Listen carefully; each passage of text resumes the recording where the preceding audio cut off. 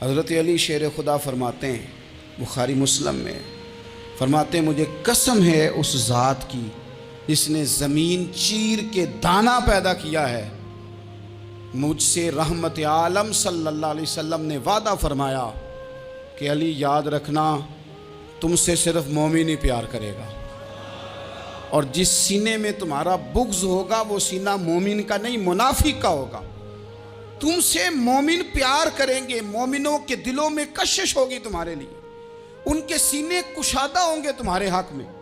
حضرت مولا علی شیر خدا کی محبت، ان کا نام آئے تو دل ٹھنڈا ہو جائے، آنکھوں میں روشنی آئے، چہرہ روشن ہو جائے، تو معنی یہ ہے کہ ایمان مضبوط ہے دل میں۔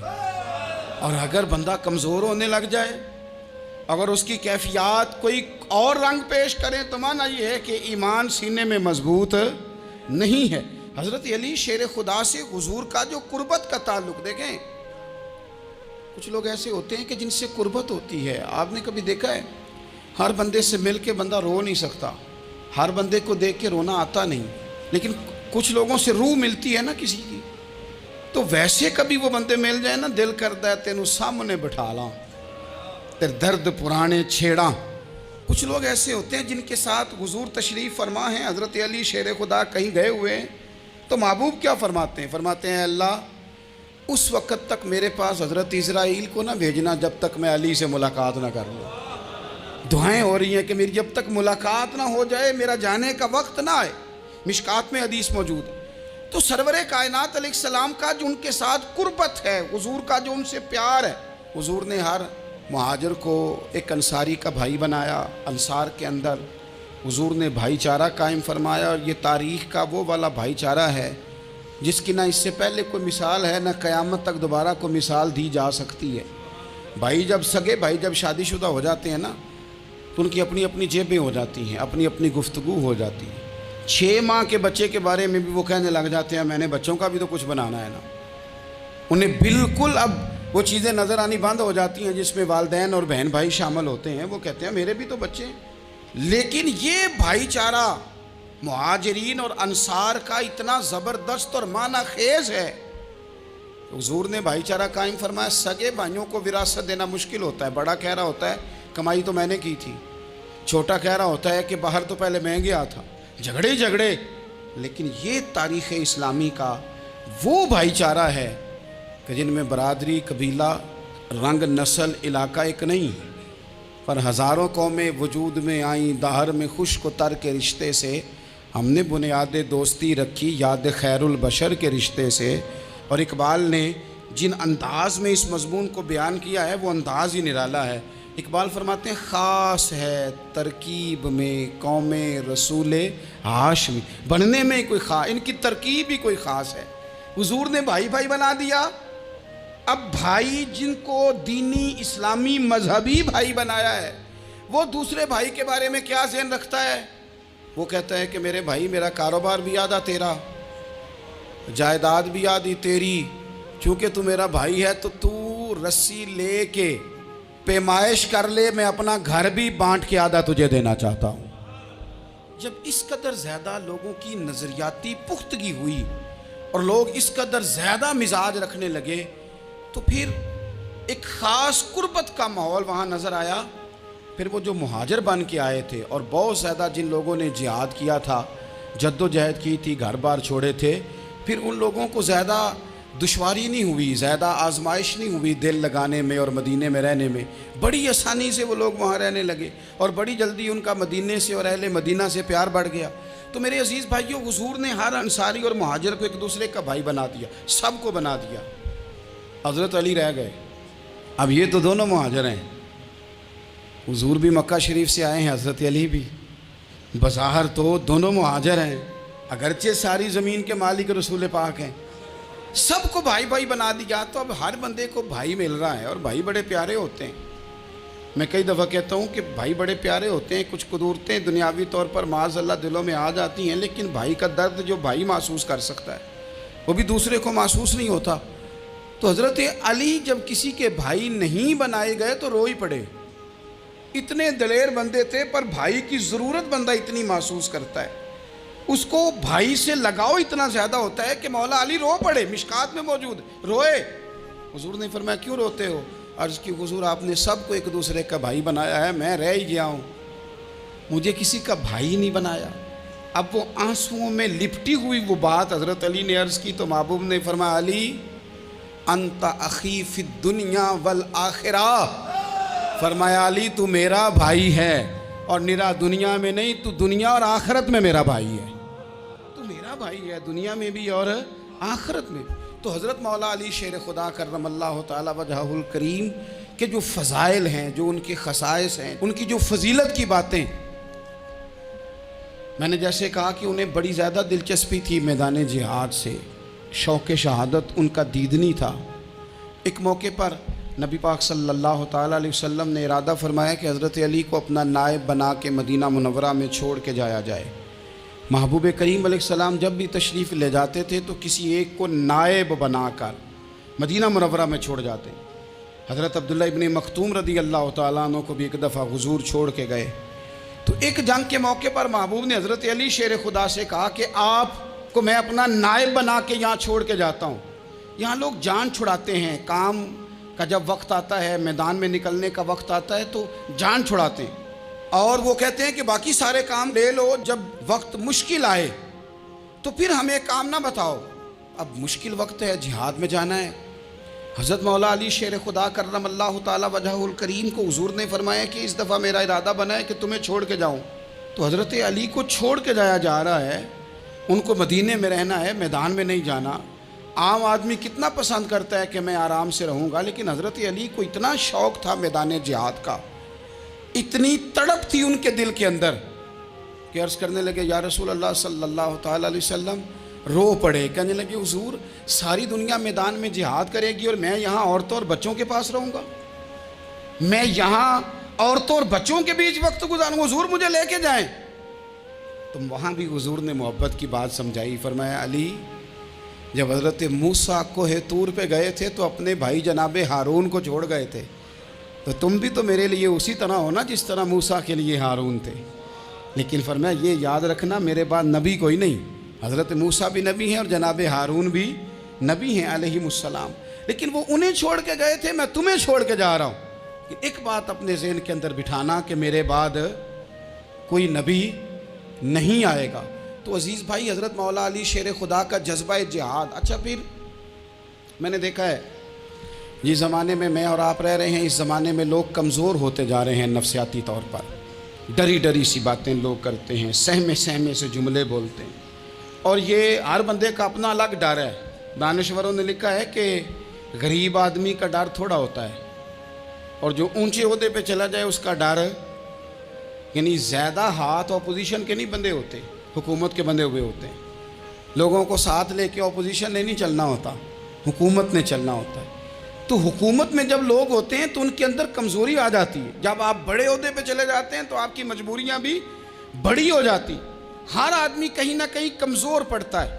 اور ہمارے ہاں تو لوگ ذرا بیمار ہو گئے تو گئے، اور آج کل جو سب سے بڑا مسئلہ ہے وہ یہ ہے کہ لوگ کیا کہیں گے، اور لوگوں نے بڑے بڑے لوگوں کو پاگل کر دیا ہے، بڑے بڑے لوگوں کو۔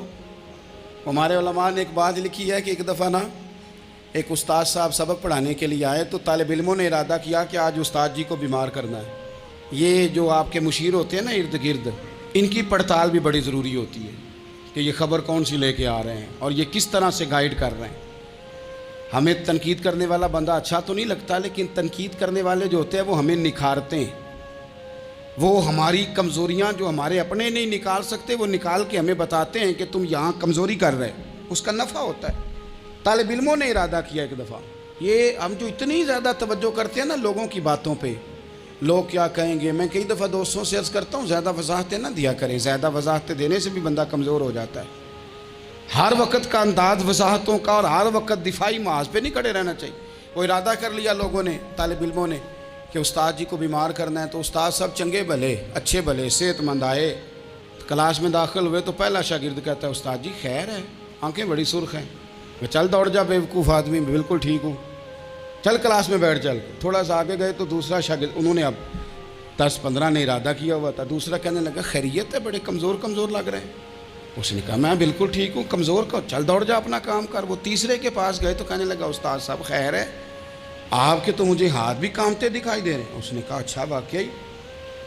اب چوتھے نے بھی یہی بات کی، پانچویں نے یہی بات کی، تو آدھا گھنٹہ گزرا تو استاد جی کو سچ مچ بخار چڑھ گیا، وہ چھٹی پہ چلے گئے۔ کیوں؟ باتوں پہ توجہ ہے نا، لوگوں کے سامنے ہم لوگوں کی باتوں کے مطابق اپنے معاملات کو ترتیب دیتے ہیں نا۔ کچھ لوگ سوشل میڈیا دیکھ کے نظریہ قائم کرتے ہیں، کچھ ہوا دیکھ کے نظریہ قائم کرتے ہیں۔ وہ قائد اعظم محمد علی جناح کی ایک بات نہیں بھولتی کہ انہوں نے کہا تھا، ہندو لیڈر جو تھا جس کو لوگ گاندھی کہتے تھے، اس سے کہا تھا تیری اور میری سیاست میں فرق ہے، تو لوگوں کا رجحان دیکھ کے فیصلہ کرتا ہے، اور میں قائد اعظم کہنے لگے میں فیصلہ کر کے لوگوں کا رجحان ادھر کر دیا کرتا ہوں۔ یہ کمال ہوتا ہے کسی شخص کا کہ اس کا اپنا نظریہ غالب آئے، بجائے اس کے کہ وہ دیکھے آج کل لوگ کیا کہہ رہے ہیں تو لہذا میں اس طرح کا ڈھل جاؤں۔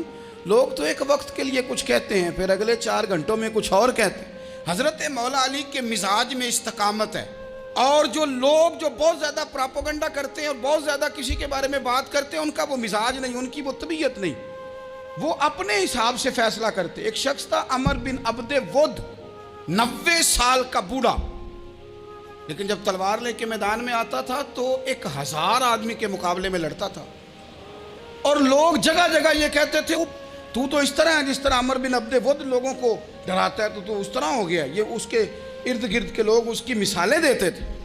جنگ خندق جب ہو رہی تھی تو یہ مقابلے میں آ گیا، تو حضرت علی المرتضیٰ شیر خدا کرم اللہ تعالی وجہ الکریم بھی تشریف فرما تھے۔ اب پورے عرب کے اندر اس کے بارے میں یہ کہا جاتا تھا کہ اس سے نہ لڑو، وہ تو خونخوار ہے، وہ تو درندہ ہے، وہ تو جنگلی شیر کی طرح آتا ہے، وہ تو کاٹ کھانے کو دوڑتا ہے، اس سے کون لڑے؟ ایک خیال تھا۔ اور وہ پراپوگنڈا بعض اوقات اتنا زیادہ کسی کے بارے میں ہوتا ہے کہ ذہن میں بچے لوگ آتے ہیں نا بچہ دم کرانے کے لیے، تو کہتے ہیں پیر صاحب بڑا ضدی ہے، کسی کی بات نہیں مانتا، باقی بچے ٹھیک تھے، یہ تو بڑا ہی نالائق نکل آیا ہے۔ تو میں کہتا ہوں کہ آپ اس کے سامنے یہ والی باتیں نہ کریں، یہ پکا ہو جائے گا کہ میں ضدی ہوں۔ تو آپ ذہن بنا رہے ہیں اس کا کہ تو اس طرح کا ہے۔ ذہن بنا دیا لوگوں نے کہ عمر ابن عبد ود کے مقابلے میں کوئی نہیں آ سکتا۔ خندق میں یہ آیا، اس نے للکارا مسلمانوں کو، آؤ وہ تمہاری جنت کدھر ہے جس کے بارے میں تم کہتے ہو کہ ہم شہید ہوں گے، تو آؤ میرے مقابلے میں نکلو۔ جب اس نے پہلی دفعہ للکارا تو ابھی بات ختم نہیں ہوئی تھی کہ مولا علی تلوار لے کے اللہ اکبر کہتے کھڑے ہو گئے۔ حضور نے فرمایا بیٹھ جاؤ، حضرت علی پھر بیٹھ گئے۔ وہ پھر پکارا اٹھو کوئی میرے مقابلے میں، تو مولا علی شیر خدا پھر کھڑے ہو گئے، پھر کھڑے ہو گئے۔ حضور نے فرمایا بیٹھ جا۔ ایک شخص نے کہا علی یہ عمر بن عبد ود ہیں، فرمایا مجھے پتہ ہے۔ نہیں سمجھے آپ بات، میں آپ کو سمجھا کے لایا ہوں پیچھے سے کہ پراپوگنڈا کرتے ہیں نا لوگ، ہو آگے نہ جانا، یہاں کرنٹ بڑا زیادہ ہے، وولٹیج بڑے سخت ہیں، تو آگے نہ بڑھنا۔ بھائی کیا ہو جائے گا، اٹھ باندھ کمر کیوں ڈرتا ہے، پھر دیکھ خدا کیا کرتا ہے۔ حضرت علی تیسری دفعہ اس نے کہا نا ہے کوئی، تو حضرت علی پھر اٹھے۔ اب تو رسول پاک صلی اللہ تعالی علیہ وسلم نے تھپکی دی۔ بعض جگہ یہ ہے کہ حضور نے خود تلوار تھمائی، سر پہ امامہ باندھا، اور حضور نے فتح یابی کی دعا فرمائی۔ حضرت علی گھوڑے پہ بیٹھے نکلے، اور جب اس کے سامنے گئے تو جا کے کہنے لگا میرا پتہ ہے۔ حضرت علی فرمانے لگے تو اپنا چھوڑ، میرا پتہ ہے تجھے، مجھے تو جانتا ہے۔ کہنے لگا میں 1000 کے مقابلے میں اکیلا لڑتا ہوں۔ حضرت علی شیر خدا فرمانے لگے پتہ نہیں تو کن سے لڑتا رہا ہے، جانے وہ کون ہے جن سے تو لڑتا رہا ہے، وہ کون 1000 تھے جو تیرے مقابلے میں آتے تھے، پتہ نہیں۔ تو کہنے لگا میرا نام میری ماں نے عمر بن عبد ود رکھا ہے۔ فرمایا چھوڑ تو، میری ماں نے میرا نام حیدر رکھا ہے۔ کہنے لگا تیری عمر چھوٹی ہے، کوئی بڑا لا۔ فرمانے لگے یہ تو جب پنجے میں پنجہ ملے گا تو پتہ چلے گا عمر کس کی چھوٹی ہے، ابھی تو کہانیوں سے متاثر کرنا چاہتا ہے، تو چاہتا ہے کہ تو پریشر ڈالے اور میں تیری بات سنوں، تو مقابلے میں آ، ڈینگے نہ مار، کہانیاں نہ سنا، دیواریں ہلتی رہتی ہیں اور در کانپ جاتا ہے۔ علی کا نام سن کے اب بھی خیبر کانپ جاتا ہے۔ تو مقابلے میں آ، تو باتیں بنا رہا ہے، کہانیاں سنا رہا ہے۔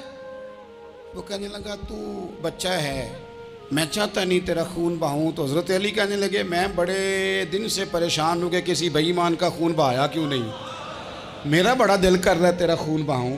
اس نے بڑی زوردار ضرب لگائی، غصے میں اتنا پاگل ہوا، کیونکہ اس کے بارے میں معروف تھا کہ وحشی مزاج آدمی، اتنا سخت پاگل ہوا غصے میں کہ اس نے اپنے گھوڑے کے پیر کاٹ ڈالے، پہلے تلوار گھوڑے کو دے ماری، اس کو کاٹ کے دوڑا۔ یہ کیوں کرتے تھے لوگ؟ عرب کے لوگ اس وقت یہ کام کرتے تھے کہ ہم نے گھوڑا ہی مار ڈالا ہے تاکہ ہم بھاگ نہ سکیں۔ کہتے ہیں نا کشتیاں جلا دی ہیں کہ اب واپس جانے کا راستہ ہی بند ہو جائے، گھوڑے کے پیر کاٹ ڈالے کہ بھاگنا نہیں، اور بڑی زور سے اس نے ضرب لگائی حضرت علی پر۔ حضرت علی نے جب روکی تو وہ ڈھال ٹوٹ گئی حضرت مولا علی کی، اور آپ کے امامے کو اس کی تلوار بھی لگی۔ آپ نے فرمایا دکھا لیا تو نے زور، اب میری باری ہے۔ حضرت مولا علی شیر خدا کا قد بظاہر چھوٹا تھا، صحابہ کہتے ہیں ہم دور سے دیکھ رہے تھے، اللہ اکبر کہہ کے تھوڑا سا زمین سے وہ اٹھے، تھوڑا سا اٹھے، اور پھر دوبارہ نہیں انہیں تلوار چلانی پڑی، ایک ہی ضرب لگائی اور اس کے 2 ٹکڑے کر کے اسے زمین پہ پھینک دیے۔ تو عزیز دوست، آپ یاد رکھیں گے اس بات کو کہ اپنی زندگی کے اندر مروب ہونا چھوڑ دیں۔ روب میں تاتاریوں نے مسلمانوں کو مروب کر لیا تھا، روب ڈال لیا تھا کہ ہم بہت بڑے لوگ ہیں۔ یہی آج ہمارے ساتھ بہت سارے لوگ کرتے ہیں، دلوں میں روب آ جاتا ہے، امیر رشتہ دار کا، فلانے کا، فلانے کا، پھر وہ جو مرضی کرتا ہے۔ تاتاریوں کی ایک بی بی، وہ کیا کرتی، وہ 9-10 مسلمان نوجوانوں کو سڑک پہ کھڑا کر جاتی، کہتی ادھر کھڑے ہونا، میرے آنے تک ہلنا نہ، جوان ہے لیکن روب ہے نا کہ یہ بڑے وحشی ہیں۔ اکیلی بی بی اندر جاتی، تلوار لے آتی، اور وہ کھڑے ہیں، وہ بھاگے بھی نہیں، اتنا ڈر گئے، ٹانگیں کانپ رہی ہیں، بھاگنے کی بھی جرت نہیں کر رہے۔ تسلی سے گئی ہے، تلوار لے کے آئی ہے، اور اس نے 9 جوان مسلمانوں کے گلے کاٹ دیے۔ اس روب سے نکلیں باہر، نوجوانوں سے کہتا ہوں نکلو۔ اور جن لوگوں نے دنیا میں انقلاب برپا کیا وہ غریب گھروں کے تھے، وہ لوگ تھے کہ جو بظاہر کسی بڑے قبیلے سے نہیں تھے۔ آپ محنت کریں، تعلیم حاصل کریں، جد و جہد کریں، مشقت کریں، اپنی زندگی میں کچھ مقاصد کے حصول کے لیے آگے بڑھیں۔ اور اگر آپ کہیں کہ دائیں بائیں میرے فلاں آدمی مجھے یہ مشورہ دے رہا ہے، تو کچھ لوگ دنیا میں باتیں کرنے آئے ہیں، انہوں نے باتیں کرنی ہیں اور بڑا فائدہ ہوتا ہے، ان کو باتیں کر لینے دیں، ان کو کرتے رہنے دیں۔ کام کرنے والا بندہ کام کرتا ہے اور کرتا ہی چلا جاتا ہے، وہ منزل تک پہنچ جاتا ہے۔ تو حضرت علی کے مزاج میں دلیری ہے، ہمت ہے، ایک بات، اور دوسری بات دانائی، حکمت۔ یہ جو ہمارے فیصلے ہیں نا جذباتی، اور جناب آج فلانے نے یہ کہہ دیا تو میرا پروگرام یہ بن گیا، تو پھر کل کسی نے اور کچھ کہہ دیا تو میرا پلان اور بن گیا۔ میں سب سے زیادہ ان لوگوں کے حق میں پریشان ہوتا ہوں جو سویرے کچھ اور کہتے ہیں، دوپہر کو کچھ اور کہتے ہیں، شام کو کچھ اور کہتے ہیں۔ بھئی آپ کا کوئی نظریہ ہونا چاہیے، کوئی ویژن ہونا چاہیے زندگی میں، آپ کے اندر کوئی حکمت اور دانائی ہونی چاہیے۔ اس کے لیے کیا کرنے کی ضرورت ہوتی ہے؟ اس کے لیے ضرورت ہوتی ہے کہ آپ کا ذہن ایک طرف ہو۔ میرے اسا فرمایا کرتے تھے زندگی میں ایک کام کر لو پر صحیح کر کے کر لو۔ ہم نے ایک تو سارے کام کرنے ہیں۔ آج کل ہر بندہ صحافی ہے، ہر بندہ تجزیہ نگار ہے، ہر بندہ سیاستدان ہے، ہر بندہ ہی مفتی ہے، ہر بندہ ہی جناب واعظ ہے، ہر بندے کے پاس ہی کچھ مسئلے۔ اس کا نقصان یہ ہے کہ کسی کے پاس بھی کچھ نہیں۔ وہ کسی درویش نے کہا تھا کہ جب سب لیڈر ہوں تو سمجھو کوئی لیڈر نہیں، کیونکہ سارے جو لیڈر ہو گئے۔ میرے عزیز، ایک طرف ذہن کو رکھیں اور اپنے اس کام میں کمال پیدا کریں۔ حضرت مولا علی شیر خدا کو اللہ نے حکمت دی تھی۔ نبی پاک صلی اللہ تعالی وسلم کے صحابی حضرت عبداللہ ابن مسعود رضی اللہ تعالیٰ عنہ فرماتے ہیں، امام ابو نعیم نے لکھا ہے کہ حضرت عبداللہ ابن مسعود فرماتے ہیں نبی پاک صلی اللہ علیہ وسلم نے فرمایا اگر حکمت کے 10 حصے کیے جائیں نا، دانائی کے 10 حصے کیے جائیں، تو اس میں سے 9 حصے اللہ تعالیٰ نے حضرت علی کو عطا فرمائے ہیں، اور ایک حصہ باقی لوگوں کو ملا ہے۔ دانا تھے، معاملہ فہم تھے۔ کچھ بندے بڑے منافق قسم کے تھے، تو حضرت علی اذان ہو گئی تو وہ حضرت مولا علی شیر خدا کے پاس آ گئے، اذان ہو گئی، حضرت علی نے جماعت کرانی، ان کا خیال تھا کہ آج ہم نے جماعت لیٹ کرانی ہے کسی طریقے سے۔ ہم چونکہ زیادہ باتیں، میں دوستوں سے کہتا ہوں بہت زیادہ خبریں نہ دیکھا کرو، بہت زیادہ بھی چیزیں نہ سنا کرو۔ آپ تو میرے بھائی موبائل کے اندر چلے جائیں گے، پھر باہر کی دنیا تو اور ہے، تو تھوڑا باہر بھی نکلیں تصویروں سے، تھوڑا باہر بھی آئیں، دیگر معاملات بھی دیکھیں۔ ہمیں بڑے بڑے اچھے لوگ زندگی میں مل جائیں گے، لیکن ہم ان کے قریب نہیں جاتے، ہم دیکھتے نہیں کہ اصل بات کیا ہے، سنی سنائی چیزوں پر زیادہ گمان کرتے ہیں۔ اب حضرت علی چونکہ بڑے دانا تھے، مصلے پہ بڑھ رہے ہیں، جماعت کھڑی کرنی ہے، اللہ اکبر کہہ رہے ہیں، بندوں کا خیال تھا نماز لیٹ کرانی ہو، نے فٹافٹ حضرت علی سے کہا کہ حضور ذرا وہ جانور تو بتائیے گا کتنے ہیں جو انڈے دیتے ہیں، اور ذرا وہ بھی بتائیے گا جو بچے دیتے ہیں۔ یہ ذرا اب کتنے کو بندہ جانور گنے، آہستہ آہستہ بندہ شمار کرے، اوہو بکری جو ہے وہ بچہ دیتی ہے، مرغی انڈا دیتی ہے، اور گائیں جو ہے وہ بچہ دیتی ہے، اور بطخ جو ہے وہ انڈا دیتی ہے، بندہ تو یہ گننے لگ جائے۔ تو حضرت علی شیر خدا یہاں ہاتھ ہیں، فرمانے لگے گھر جا کے گن لینا، موٹی سی بات بتاتا ہوں، جن جانوروں کے کان باہر ہوتے ہیں وہ بچے دیتے ہیں، جن کے اندر ہوتے ہیں وہ انڈے دیتے ہیں۔ اللہ اکبر، نماز کی نیت باندھ لی، تم گننا گھر جا کے۔ موٹی سی بات بتا دیتا ہوں، وہ صاحب کہتے ہیں میں حضرت علی رضی اللہ تعالیٰ عنہ کو الجھانے آیا تھا، میں خود بڑا الجھ گیا۔ یہ کیا ماجرا ہے، کیا معمہ ہے کہ دو فکروں میں انہوں نے بات کو سمیٹا اور کمال کر دی۔ کہنے لگے گھر جا کے گننا، یہاں ٹائم نہیں، نماز کا وقت ہے، بس جن کے کان اندر ہے نا وہ انڈے دیتے ہیں، اور جن کے باہر ہیں وہ جا کے حساب کرنا۔ آپ ڈھونڈ لیں، تلاش کر لیں، چلے جائیں ماہرین کے پاس، پر شیر خدا شیر ہی ہے۔ حضرت مولا علی کے جملوں میں کمال ہے، ان کی دانائی، ان کا تدبر، ان کی حکمت، ان کا فہم، ان کی فراست، ان کا کمال۔ ایک شخص بڑی دور سے آیا، اس نے کہا حضور مجھے نا لمبی باتیں یاد نہیں رہتی، 2 باتیں بس بتا دیں میں عمل کروں تو زندگی بن جائے، 2 باتیں۔ تو حضرت علی فرمانے لگے لمبی امیدیں نہ لگانا، لمبی امیدیں نہ لگانا، موت کا پتہ نہیں کب آ جائے گی۔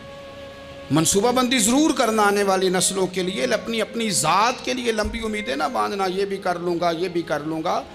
ہم ریٹائر نہیں ہوتے زندگی بھر، پلان پہ پلان، پلان پہ پلان۔ تو اگر ہم پلان کر رہے ہوتے ہیں تو جو ہمارے نیچے ہوتے ہیں وہ ہمیں ریٹائر کرنے کا پلان کر رہے ہوتے ہیں۔ اولادیں تک والدین کو کمزور کرنے کے در پہ ہوتی ہیں کہ اب یہ ہٹے تو ہماری باری آئے۔ حضرت علی فرمانے لگے 2 کام، ایک تو لمبی امید نہ باندھنا، اور دوسرا فرمایا اپنے نفس کی خواہش کی پیروی سے بچنا۔ دنیا میں رسوا وہ لوگ ہو جاتے ہیں جو اپنے نفس کی خواہش کی پیروی کرتے ہیں، وہ بزدل ہو جاتے ہیں جو خواہشات نفسانی کے پیچھے بھاگتے ہیں۔ یہ کام نہ کرنا، تو دانائی اللہ تعالیٰ نے انہیں دی۔